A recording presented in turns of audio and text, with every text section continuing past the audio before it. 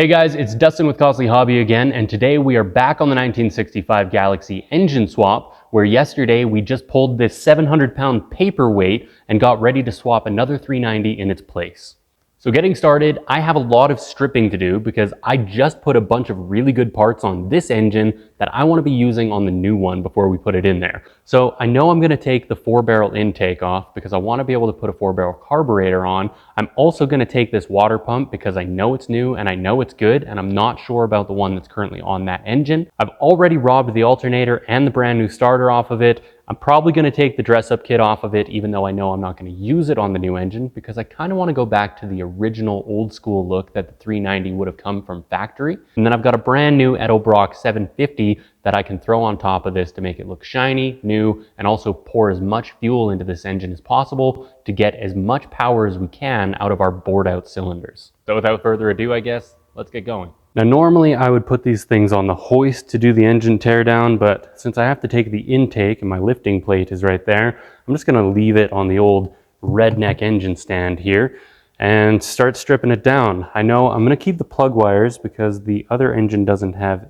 any electronics. I got to keep the coil, pretty much all of the brackets, probably even keep that. I'm not sure if that's going to be useful with our new Edelbrock, but we'll see. I realize I actually have to keep the flywheel as well because the other one had a manual transmission on it, and this one has all the holes to hold the torque converter, whereas the other one doesn't. So I got to steal that as well. And then I also need to keep my oil filter mount, which gross, but the other one sticks straight out instead of going down, and I want to make sure I can clear everything on the inside of my engine bay when I drop it back in. But check this out. I wanted to show you guys, look at how much blow-by this thing had. This is all just oil residue that came out of the breather. So clearly this engine was just junk. We were losing power everywhere we went.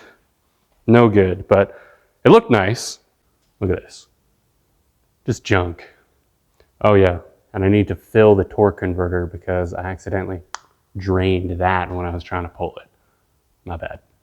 Okay, so check this out. I'm getting ready to pull the intake right now. I've kind of got some of the things up top off, but I wanted to show you guys this because I thought it was kind of cool, and I don't remember if it's unique to the FE engines or if it's found on other engines, but this is the first one that I ever saw it on.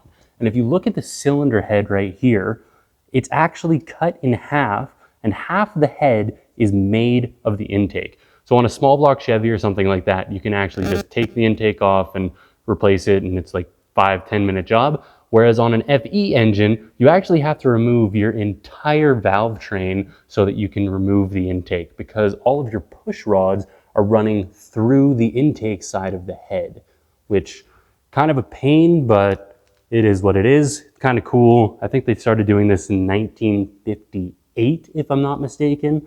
But yeah, let me know if this is found on other engines because I don't remember, and I think it's really cool.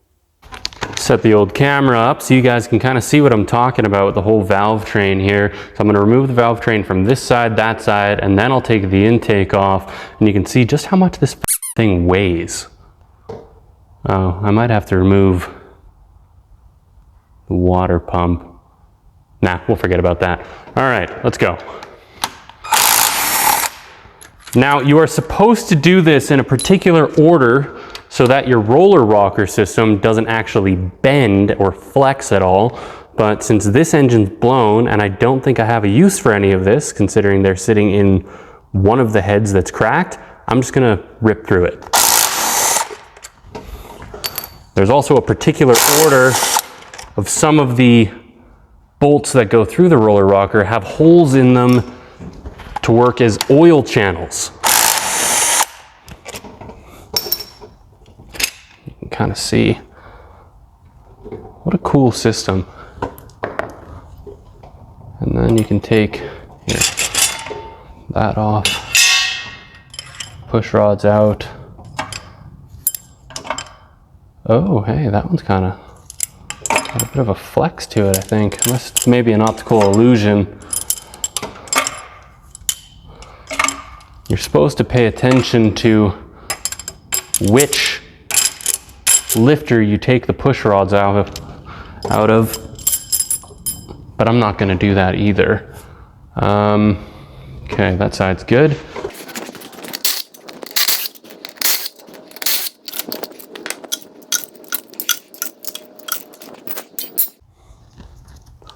All right.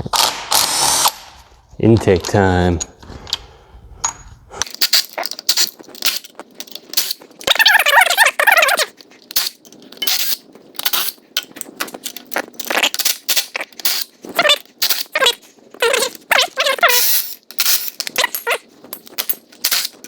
Okay, that should be that. And then I just need a flat screwdriver so I can disconnect my little water pump. In my shop, all of my tools double as multi-tools. You can see that this one was actually used as a paint stir stick when in a pinch. And then the fun part of trying to separate a 90-pound intake after it's been superheated to the head. I love this part. Get our gorilla muscles out. The old apex primate. Come on. You no. Oh my God. Okay. That's not working. What if I'm missing something here? Let's grab a hammer. That's the real multi-tool. Hammer right there. Just whack that in there and pry. Ooh, apparently that's not helping either. Oh, you know what would help? If I took all the damn bolts out.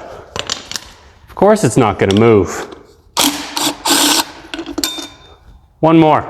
All right, let's try this move again. Oh, nope. Nope, nope, nope.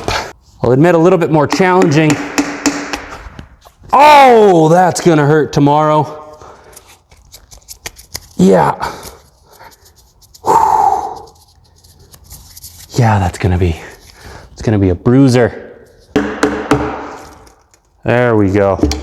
There we got some movement. Okay. Come on. Come on. Let's go. Oh my. Oh my. Oh. Oh, I've forgotten how heavy those actually are. I know I say they're heavy, but they are heavy. Whew. I'm just gonna get it as far as the ground.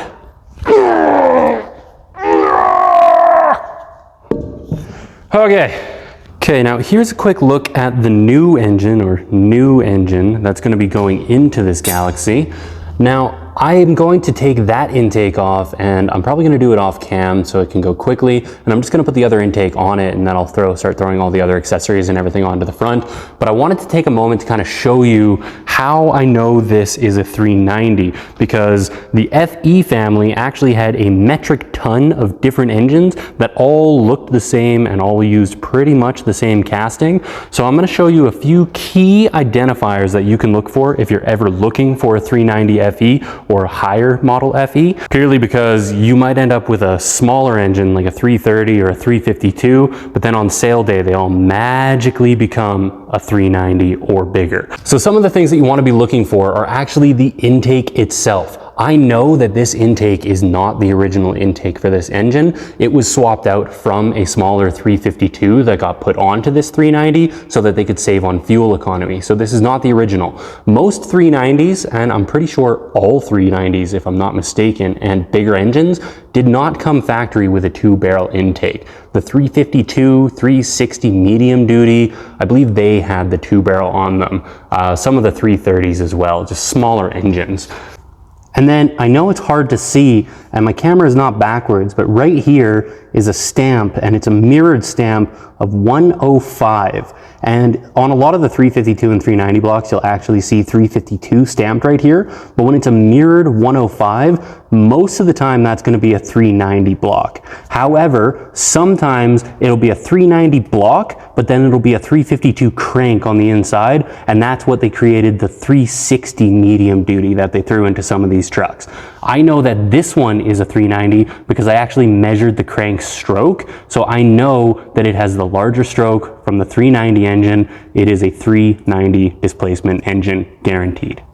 Other things that you want to be looking for the 390 or bigger engines actually is sometimes on the bell housing, you'll actually see a hand stamped C or a hand stamped A. And if you find a C with a hand scratch in there, it's actually gold, because most of the time that means you have a 428 CJ engine, which is pretty much the Le Mans engine that everybody wants, but nobody can find these days. So if you ever do find one of those sitting in a bone pile somewhere, grab it. It's gold. This one, unfortunately, just a standard 390. But I do know that it's been bored 60 over because it actually still has the rebuild tag on it from the guys up in Edmonton who show that the bore is 60 over. And then I also put a scope down the cylinder, and the pistons are stamped with a 6-0 on top of the piston. So I know that it is a bored out engine, which I think in this one makes it a 411. It might be a 411 now with the bore. I'm not 100% sure on the math on that. It might be like a 401 or something, or a 406. I'll check and get back to it. So what I'm actually going to do is I'm going to swap this intake off camera, because you guys have already seen me remove the other one, and doing the same thing in reverse is just boring. It's just, you got to pay attention to your torque spec of your valve train, and this is where you do want to pay attention to what order you put it in. Make sure you get your bolts in the right spots so the oil channels are lined up, etc. But this intake is going to be replaced with the bigger intake in 3, 2. All right guys, now that I've got the intake on and we can lift this thing with the hoist, I'm actually going to show you the easiest, fastest, cheapest, and all around just best way to get mad horsepower out of any old engine you've got laying around. And all it requires is a red Scotch-Brite and a rattle can. Check it out. So of course, anywhere that we want the paint to adhere to, we're going to run the red Scotch-Brite pad just to remove any debris, rust, paint flakes, stuff that's ugly and stuff that won't allow the paint to stick really well. Not all of it, of course, because that's just going to take too long and nobody has time for that, but just enough that by the time the paint starts to burn and flake off, it's already going to be installed in the engine bay, and that's a future me's problem.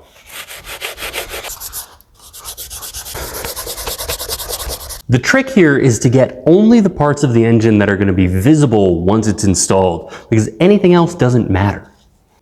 All right, and then once you're about 20% clean, good enough, you know, maybe you just got tired of cleaning, who knows, whatever. Spray paint, what harm is it really going to do? Fun fact, see that little, where is it? There's a little dot somewhere, right there. See that little black dot right there on the end of the can? Apparently, if you line up your nozzle to that little black dot, it sprays better. Well, give it a shot anyways. Oh, I think so, yeah. All right, I'm gonna set the camera up somewhere and, well, we're just gonna get this sprayed.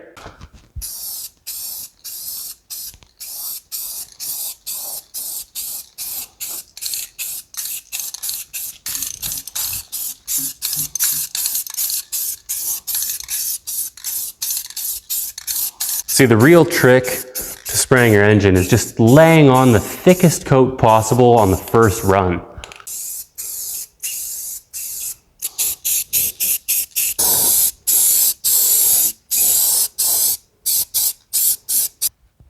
Oh yeah, that's got to have added at least 100 horsepower. Look at this.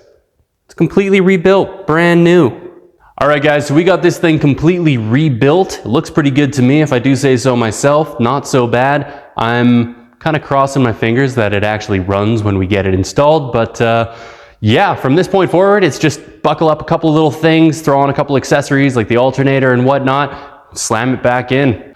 Stick around because that is coming up at some point. I just gotta get the ambition, and maybe another weekend. See you later.